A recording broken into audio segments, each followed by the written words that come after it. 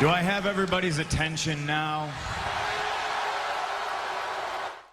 Yo, bienvenue sur Catch Attrape, là sinon on parle catch. Aujourd'hui review de Monday Night Raw du 5 octobre 2020. Tout d'abord, avant de commencer cette vidéo, j'aimerais vous demander de vous abonner, de liker, de commenter, de partager, hein, ça va de soi, très important pour le développement de cette chaîne, pour développer l'algorithme YouTube. On commence tout de suite avec Randy Orton qui est dans la Legend Room, où il nous rappelle l'attaque vicieuse de la semaine dernière contre les légendes dans cette même pièce. Donc il y avait Shawn Michaels, Ric Flair, Big Show et Christian, et il dit qu'il ne s'arrêtera pas avant d'être WWE Champion, et il propose à Drew McIntyre un match dans la cage dans le Hell in a Cell. Et Drew McIntyre arrive dans la Legend Room et saute sur Randy Orton, commence à agresser Randy Orton, et les officiels viennent séparer. Et Drew McIntyre lui dit que ça c'est pas fini, ça vient de commencer. Donc on se retape encore une rivalité Randy Orton-Drew McIntyre. C'est pas pour me déplaire, mais bon, 3 fois quand même. Bon, on enchaîne ensuite avec Asuka, accompagné de Mandy Rose et Dana Brooke contre Zelina Vega, Natty Hart et Lana.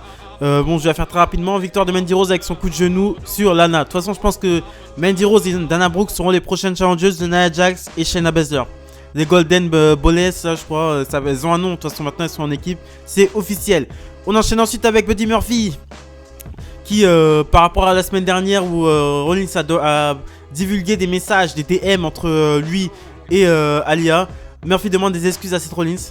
Des excuses, pas envers lui, mais envers Aliyah. Et pour avoir balancé les DM entre lui et Aliyah, justement, Rollins s'énerve et lui dit qu'il aurait pu balancer bien plus que les DM. Là, par exemple, les messages où elle se plaint de son frère, où elle dit qu'il est l'élu et que ses parents s'en foutent d'elle.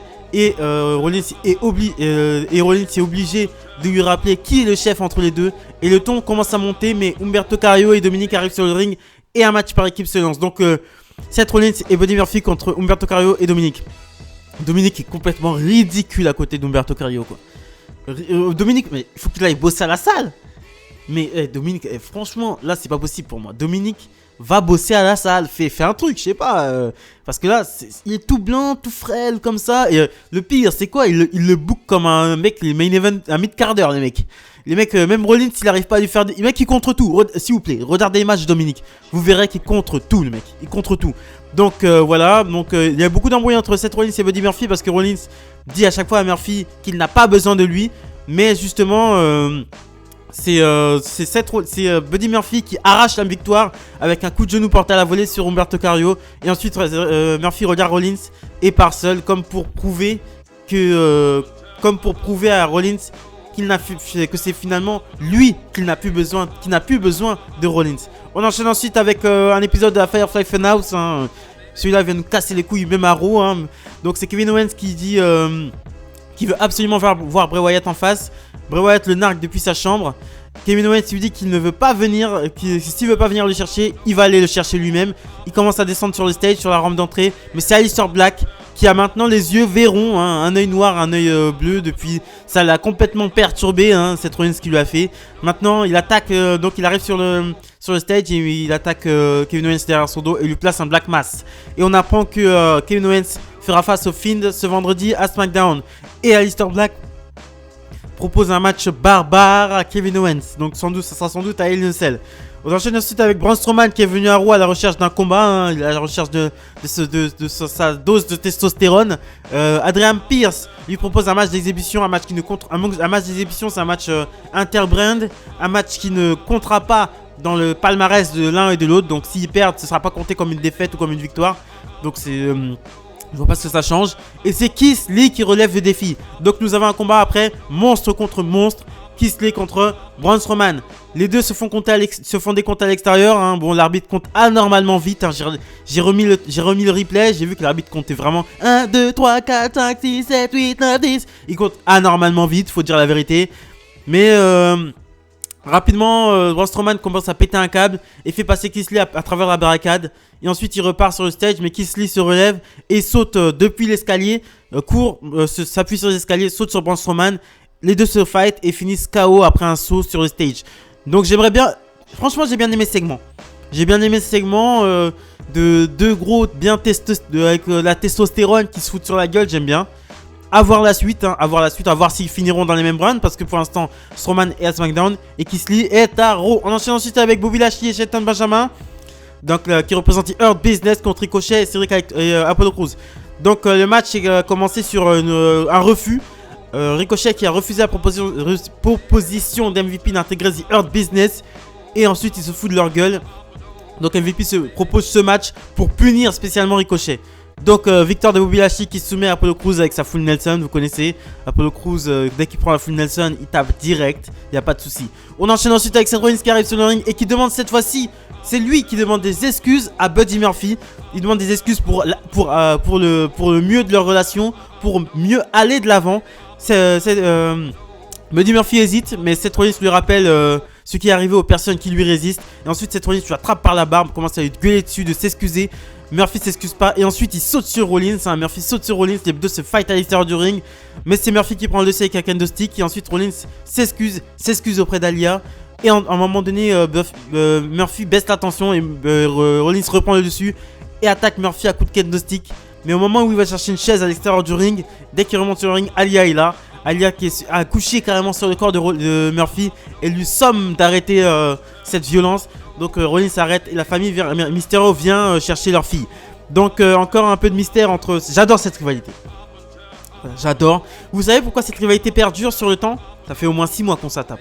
Vous savez pourquoi elle perdure sur le temps? Parce qu'il y a des gens qui se rajoutent. Il y a des gens qui se rajoutent à la rivalité. Aleister Black en a fait partie. Humberto Carrillo en a fait partie. Il y a des gens qui se rajoutent. Petit à petit, on rajoute des gens. C'est comme ça. Des gens avec des nouvelles histoires. Buddy Murphy, maintenant, on voyait que Buddy Murphy, ils avaient rien à... il était là, mais sans être là, il prenait les coups. Eh bien, on l'a mis dans la rivalité. C'est comme ça qu'on boucle une rivalité sur le long terme. C'est en rajoutant des personnes intéressantes, en faisant des trucs intelligents, en faisant une toile d'araignée, en fait. Voilà, c'est ça. Voilà, c'est pour ça que cette rivalité ne nous ennuie pas depuis 6 mois. Parce que des gens sont rajoutés. On enchaîne ensuite avec Shayna Baszler et Nia Jax, les championnes par équipe féminine, contre le Riot Squad. Donc Liv Morgan et Ruby Riot. Donc c'est un match qui devait se passer à Clash of Champions.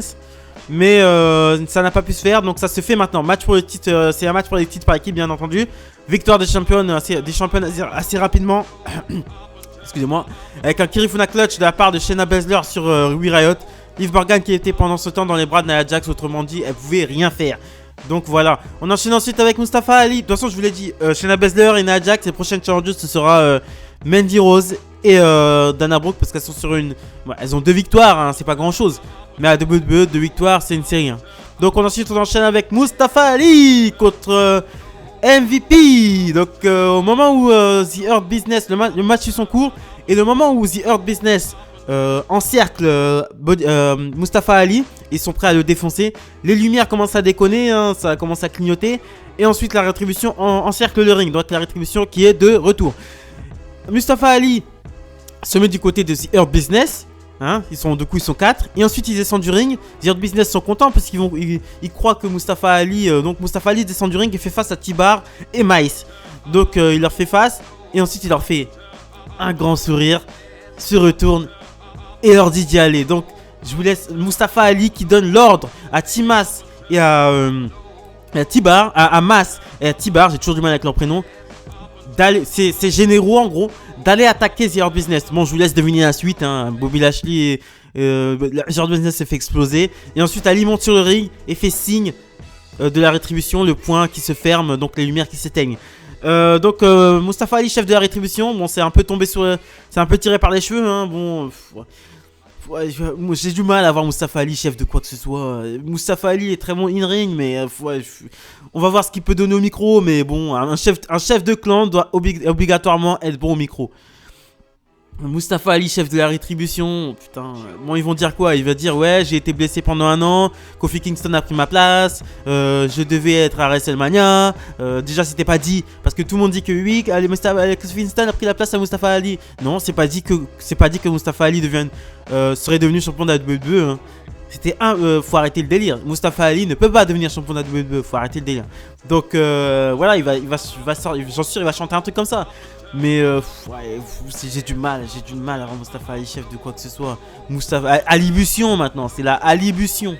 Donc ensuite bon, à suivre les gars, donc à suivre, c'est tout ce que j'ai à dire dessus, hein. J'ai rien à dire de plus là-dessus. Ensuite on enchaîne avec le main event of the evening. Randy Orton accompagné de Robert Roode qui a fait son retour la semaine dernière et Dolph Ziggler contre Drew McIntyre et Street Profit. très rapidement, en victoire de Randy Orton avec un RKO sur Drew McIntyre. Donc Orton qui pine le champion, Orton qui envoie un gros message à Hell pour Drew McIntyre. J'ai battu le champion. Donc voilà ce que je pensais du Monday Night Raw du 5 octobre 2020. Abonnez-vous s'il vous plaît, abonnez-vous. Si vous aimez bien mon contenu, abonnez-vous. Likez, commentez, c'est pour soutenir cette chaîne parce que ça n'avance pas pour l'instant. Désolé, mais voilà. Abonnez-vous, likez, commentez, c'est très important, vraiment important pour le développement de cette chaîne. Salut les amis!